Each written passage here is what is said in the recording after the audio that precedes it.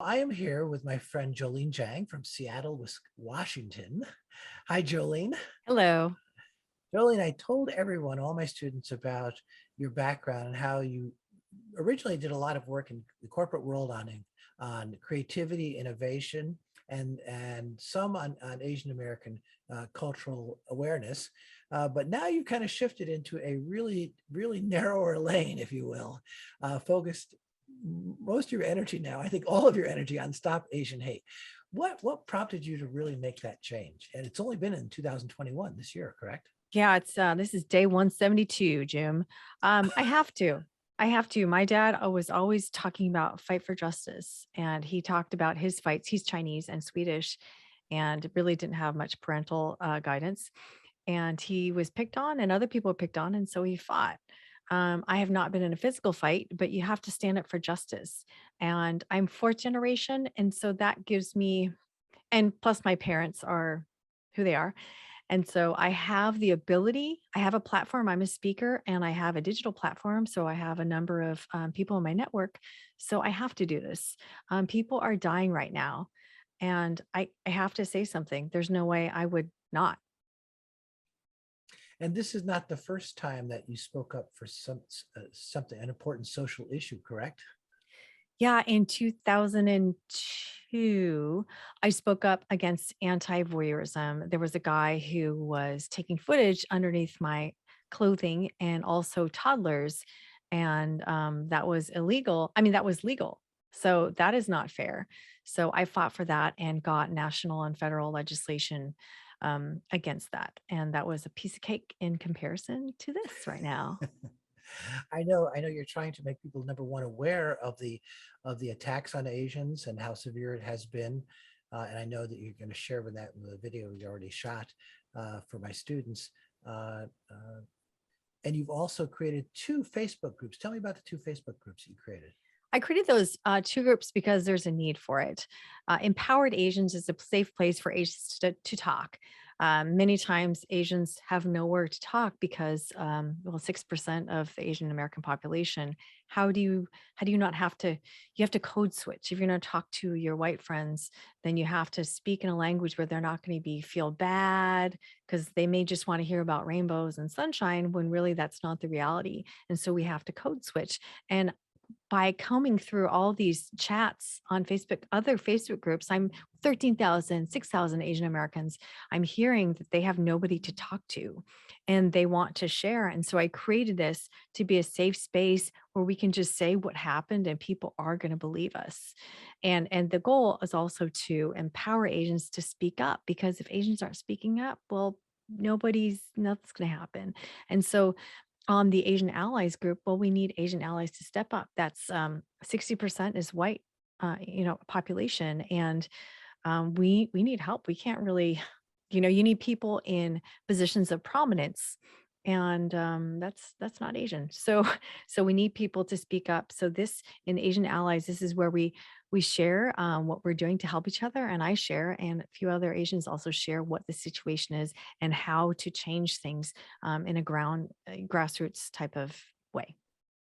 Now, you also created the Asian Allies Facebook group. Tell us, my students, Oh, that about that group. that's what I was speaking of, the Asian Oh, Allies group. Yeah. And how grassroots, that this is where we really take action. yeah, you have both. You have the safe place for Asians to speak Yep. their mind, and then you have the space for Asian allies, which are really it's predominantly white group. Am I correct? Yes. And that's really what folks like myself can do to help and assist fighting Asian hate. Right. Because what happens, anybody is welcome to this as long as they're not a hater, but it's there are advantages that non-Asians have.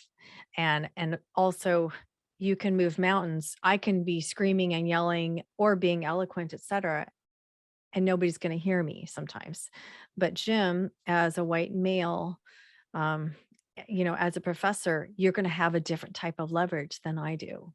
And so small efforts on your end can really move mountains. Well, that's why I'm having my students watch this. And thank you. This.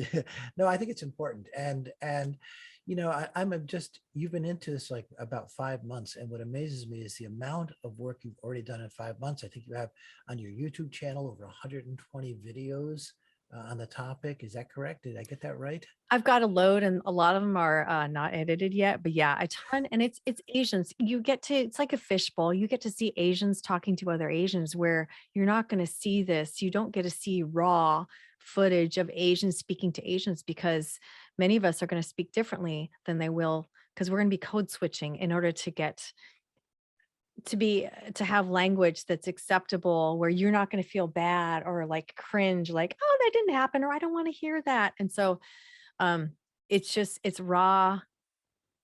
It's raw. It's the truth. Yeah. Well, this is great. I think we should just get right to the video that you created for us so they can watch. Great. And I'm happy to be a resource to your students. And on jolenejang.com, there's a ton of resources and it is fascinating. And there's the Olympiads and there are, pop culture and the movies. There's a lot of articles around it. So you don't have to be super into Asians, but it's a really interesting topic anyway. It is, and considering that what's the new movie out? The Disney movie, Shang-Chi.